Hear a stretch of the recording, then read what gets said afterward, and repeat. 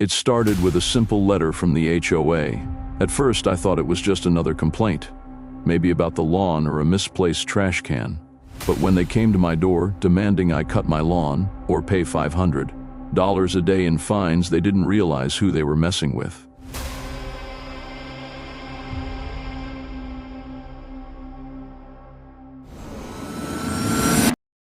You see, I'm not your average old man. I'm Raymond Foster, a retired Army vet, and when they came to threaten me, they picked the wrong guy. Let me tell you how they learned the hard way that you don't mess with me, or my home.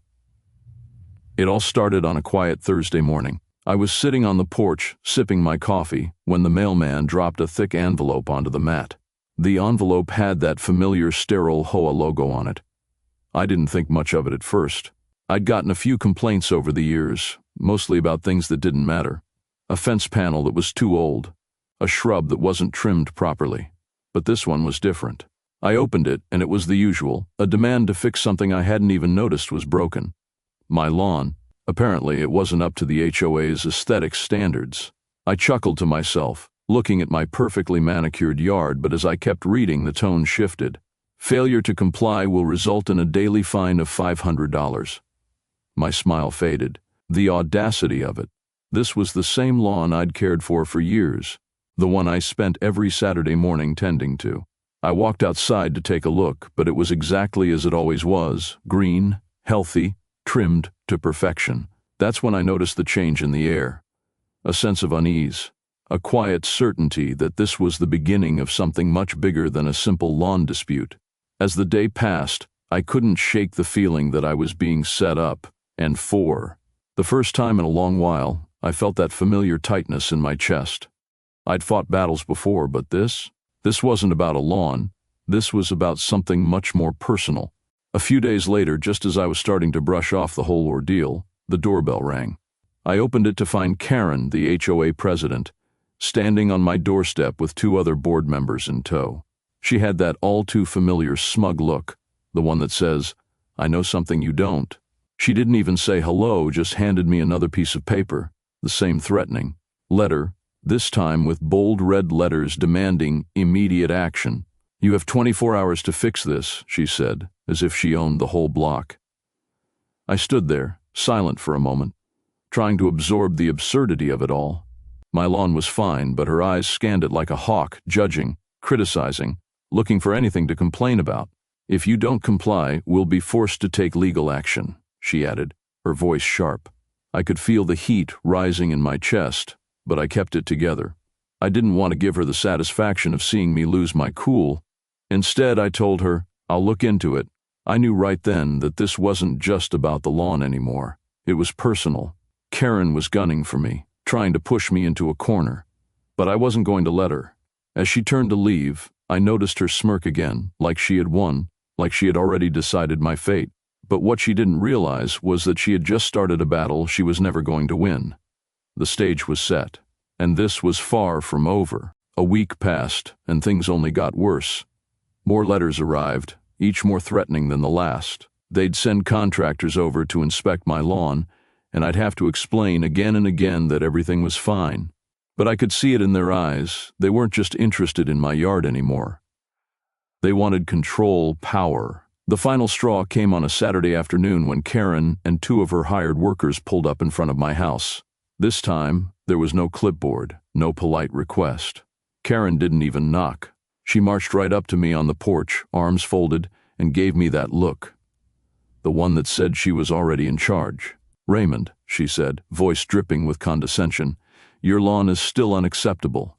We've hired a crew to fix it for you. We'll be billing you for the cost." Before I could respond, one of the workers began revving up a lawnmower right next to my favorite rose bush, and that was it. My patience snapped. I walked up to Karen and told her, calmly but firmly, "I'll take care of my lawn, and if you think for 1 second that you're going to bully me into submission, you're mistaken." But Karen wasn't hearing it. She ordered the workers to keep mowing, ignoring me completely. That was when I realized this wasn't just about the lawn anymore. They were trying to force me out, to make me give up. And I wasn't about to let that happen. I wasn't some helpless old man who could be pushed around. This had become a fight for my home, and I was ready to stand my ground. I could feel the blood rushing to my face as I stared at Karen, standing there with her arms crossed, smug and defiant. The workers were still mowing, but it was clear to me now this wasn't just about the lawn, it was about power. They were trying to break me, to force me into submission like they had with so many others. But they made a mistake when they picked me. I wasn't some weak, passive old man. I'd spent years in the army, fighting battles that demanded more strength than Karen and her crew could even imagine. I knew what it meant to be underestimated, to be written off because of my age, but I also knew how to use that to my advantage. So, I calmly walked back to the porch and grabbed my phone. I'd seen enough of these situations to know that when people think they can intimidate you, the best thing you can do is flip the script. I started recording. Karen's eyes narrowed as I held up my phone, the camera light flickering in the late afternoon sun. "What are you doing?" she asked, her voice suddenly a little shakier. "I'm recording this," I said, my voice steady, unwavering. "And you're going to want to watch every second of it." I didn't raise my voice, didn't make any threats, but my calm was enough to rattle her. I played my cards slowly, just as I had been trained to do. I told her that what she was doing wasn't just harassment, it was illegal.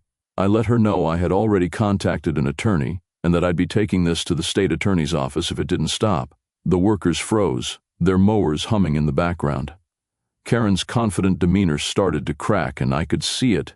The fear, the realization that I wasn't going to just roll over. "You can't threaten me like this," I said, calmly but firmly. "This is my home, and I'll fight for it."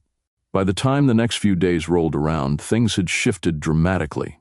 Karen had underestimated me, and now she was starting to realize her mistake. I wasn't some helpless senior who'd just roll over when threatened. I wasn't some clueless homeowner who didn't know his rights. No, I was Raymond Foster, a retired Army veteran, and I knew how to fight back, even if the battle wasn't one of bullets and explosions. Armed with the recordings of our interactions and a wealth of legal advice from my attorney, I sent a letter to the HOA demanding that they cease their harassment or face a formal legal battle. I didn't stop there. I reached out to the neighbors who had silently watched this unfold, and I wasn't surprised to learn that many of them were tired of Karen's power trips too. I wasn't alone in this fight. On the day of the next HOA meeting, I showed up with my evidence in hand, the recordings, the letters, the witnesses. Karen wasn't the confident, condescending woman who had first knocked on my door. Now she was jittery, pale, avoiding eye contact. The board members looked uncomfortable, whispering amongst themselves as I laid out my case, clear and irrefutable. And then came the bombshell. Karen had been taking the HOA's money for personal gain, receiving bribes from contractors to push certain vendors for jobs around the neighborhood. I'd done my homework. The entire board was left speechless, their faces drained of color. As the meeting ended, Karen was told to step down immediately, and the HOA was forced to backtrack on all their threats. The fines were erased. The harassment stopped. As I walked out of the meeting, I couldn't help but feel a sense of pride. I hadn't just won. I had exposed them for what they were, bullies, hiding behind the guise of authority. The fight was over, and I had come out victorious. Well, that's how it all ended. Karen thought she could use the HOA to intimidate me, force me out of my home, but instead she ended up losing everything. The board lost their grip, and Karen? She lost her position, her credibility, and most importantly, her power. And let me tell you this, it's never too late to stand up for what's right. If you're facing something like this, don't back down. Use your voice. Use the law. Don't let people like Karen push you around just because they think they can. So, what about you?